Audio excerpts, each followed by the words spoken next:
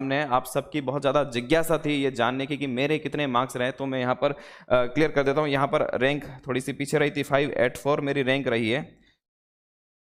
देखिए यह 584 रैंक यहाँ पर दिख रही है। अब आप सोच रहे होंगे 584, यहाँ पर आप ध्यान रखना कंपटीशन बहुत टफ होता है। जैसे जैसे टॉप 100 की बात हो, जहाँ पर 1 या 2 नंबर भी पीछे होता है तो रैंक बहुत पीछे चली जाती है। आप देखेंगे, अभी मैं मार्कशीट का एनालिसिस करूंगा, 1-1, 2-2 नंबर पर कितना फर्क पड़ जाता है। अब जो प्रॉब्लम रही, देखो यहाँ पर अगर आप पेपर फर्स्ट की बात करें तो पेपर फर्स्ट में मेरे 88.50 नंबर आपको दिख रहे हैं, 88.50। इसके बाद सेकंड पेपर की बात करें तो 94.50 ये मार्क्स दिख रहे हैं। पेपर 3 की बात करें तो 69.50 और पेपर 4 की बात करें तो टोटल यहाँ पर आपको 115 नंबर दिखाई दे रहे हैं। अगर मेंस की मैं बात करूँ तो टोटल 367 मार्क्स है, 367.50। इंटरव्यू में मुझे 65 मार्क्स मिले और टोटल मार्क्स अगर आप देखेंगे तो ये 432.50 मार्क्स यहाँ पर आपको दिखाई दे रहे हैं। मेरे ख्याल से आपको नज़र आ गया होगा कि इतनी पीछे रैंक आने का रीज़न क्या है। सिर्फ एक पेपर जो आपको दिख रहा होगा कि वो 69.50 मार्क्स, ये बहुत पीछे मार्क्स रहेगा। इंटरव्यू में 65 मार्क्स मिले थे, वो ये एक ऐसा भी नहीं है कि बहुत कम मार्क्स है और ऐसा भी नहीं है कि बहुत ज़्यादा मार्क्स। आप देखेंगे इंटरव्यू में भी वेरिएशन काफ़ी रहा है, 80 नंबर, 85 नंबर, 82 नंबर भी आपने ऐसे देखे होंगे। इस बार 80 नंबर कई कैंडिडेट्स हैं जिनको 80 नंबर मिले हैं। तो यहाँ से आप देखेंगे तो 15 नंबर, और 15 नंबर तो बहुत ज़्यादा होते हैं। 15 नंबर का अंतर अगर हम टॉपर की कैंडिडेट्स जो इंटरव्यू के टॉपर हैं उनके मार्क्स से देखें। बाकी ऐसे भी कैंडिडेट्स आपने भी देखे होंगे, अगर आप इस पर नज़र रख रहे हैं, आजकल सोशल मीडिया पे सबको पता रहता है। ऐसे भी बहुत सारे कैंडिडेट्स हैं जिनके मेंस में बहुत अच्छे मार्क्स थे, लेकिन इंटरव्यू में 40 नंबर भी मिले हैं, 45 नंबर भी मिले हैं, 50 नंबर भी मिले हैं। 40 से भी कम कैंडिडेट, 40 से कम तो नॉर्मली मैंने नहीं देखा, लेकिन 40 नंबर वाले बहुत सारे कैंडिडेट, 40, 41, 42 इस तरह के भी नंबर रहे हैं जिनके मेंस में बहुत अच्छे थे, लेकिन इंटरव्यू में 40 नंबर और वो बहुत पीछे चले गए। मेरे इंटरव्यू में नंबर ठीक है, मैं संतुष्ट हूँ, इंटरव्यू के नंबर से मैं अपना आप को संतुष्ट मानता हूँ। ठीक है, मैं भी इतनी ही एक्सपेक्ट कर रहा था कि मुझे 70 से 75 के आसपास इंटरव्यू में नंबर मिल सकते हैं। 65 मिले, ठीक है, इंटरव्यू में अपने हाथ में नहीं रहता है, इंटरव्यू में इतना वेरिएशन हो सकता है। जो सबसे ज़्यादा शॉकिंग मेरे लिए इस रिजल्ट को देखने के बाद था वो था पेपर थर्ड। पेपर थर्ड ये एक ऐसा पेपर था जो शायद बहुत पीछे रैंक जाने का एक यही रीज़न है। इस पेपर थर्ड में ऐसा क्या आता है जो पीछे ले जाता है? ये बात सुनकर शायद आपको थोड़ा और शौक लगे, क्योंकि इसमें जो सब्जेक्ट आता है वो पॉलिटी है। इसमें जो सब्जेक्ट आता है वो पॉलिटी है। पब एड है, पब एड का बहुत सारा हिस्सा वो भी पॉलिटी से जुड़ा हुआ है।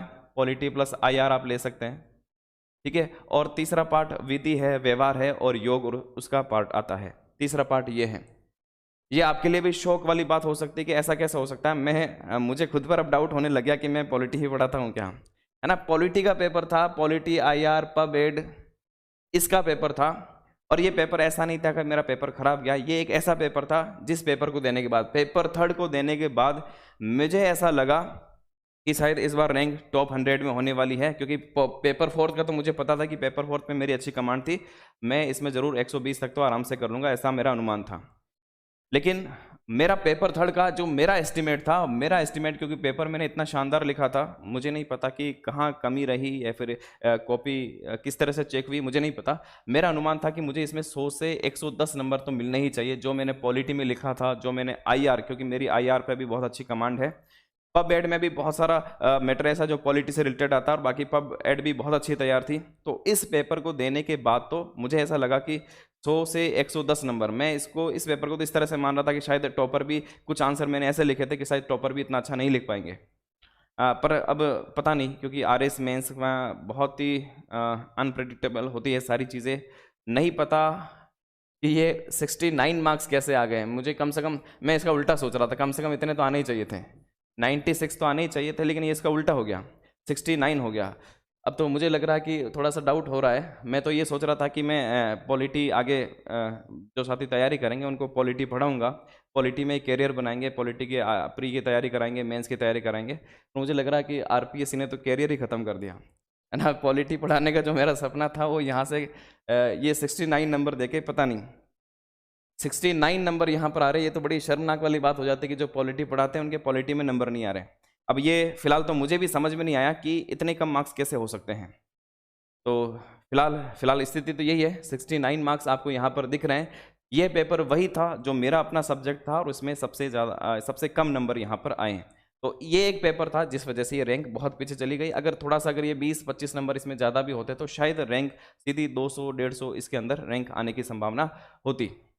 तो ये कुछ मार्क्स थे जहाँ मुझे प्रॉब्लम थी, वो लगी थी। वो पेपर थर्ड में कुछ ऐसा लगा कि यहाँ पर नंबर बहुत कम थे। मेरा एस्टिमेट 100-110 का था, यानी 30-40 नंबर का अंतर तो मुझे लग रहा था। बाकी कुछ कह नहीं सकते हैं किस तरह से। हालांकि आरपीएससी में ऐसा नहीं कि आरपीएससी में कुछ गड़बड़ नहीं हो सकती है, लापरवाही, इसको गड़बड़ नहीं कहेंगे। इसमें पिछली बार अगर आपको आइडिया हो तो जैसे पिछली बार आपने एक देखा होगा, एक सेकंड ए रैंक देखा होगा आपने। अब आप सोच रहे होंगे ये सेकंड ए रैंक क्या है। आपने अगर शायद नाम सुना हो तो शैलेश खेरवा, उनके साथ भी कुछ इसी तरह गड़बड़ हुई थी। उनको एक पेपर में 92 मार्क्स उनके आने थे, लेकिन उनको मार्क्स दिए गए 29 और उनको फेल कर दिया गया। बाद में जब उनके 92 मार्क्स बनाए गए और इंटरव्यू जब उनका हुआ तो फाइनल मेरिट में वो टॉप रैंकर थे, राजस्थान के फर्स्ट रैंक से भी आगे निकल गए थे। सोचकर देखिए, कई बार ऐसा भी हो जाता है जो फर्स्ट रैंकर है उसको आरपीएससी ने फेल कर दिया। कुछ ऐसे कैंडिडेट भी थे जिनके 3 पेपर तो उनके मार्क्स जोड़े गए, लेकिन चौथा पेपर किसी और के मार्क्स उनके जोड़कर फेल भी कर दिए। ऐसे कैंडिडेट्स भी थे। तो अब मुझे नहीं समझ में आ रहा कि यहाँ कुछ मिस्टेक हुई है। तो ऐसा भी हो सकता है, मैं एक अनुमान लेकर चल रहा हूँ, ऐसा हो सकता है। कई बार ऐसा भी होता है, हम अनुमान लगाते हैं कि हमारे इस सवाल में 5 से 6 नंबर मिलने चाहिए, और कई बार होता है कि बाद 2 नंबर 3 नंबर 2 नंबर 3 नंबर भी मिलते हैं और मार्क्स कम हो सकते हैं। दोनों ही तरह की पॉसिबिलिटीज़ हो सकती है, पर ठीक है, अब जो भी है उसे ही एक्सेप्ट करते हुए हमें चलना पड़ेगा। तो पेपर थर्ड में बहुत कम मार्क्स रहे, यही रीज़न रहा था कि रैंक बहुत पीछे चली गई। इस बार कई कैंडिडेट्स के साथ ऐसा हुआ।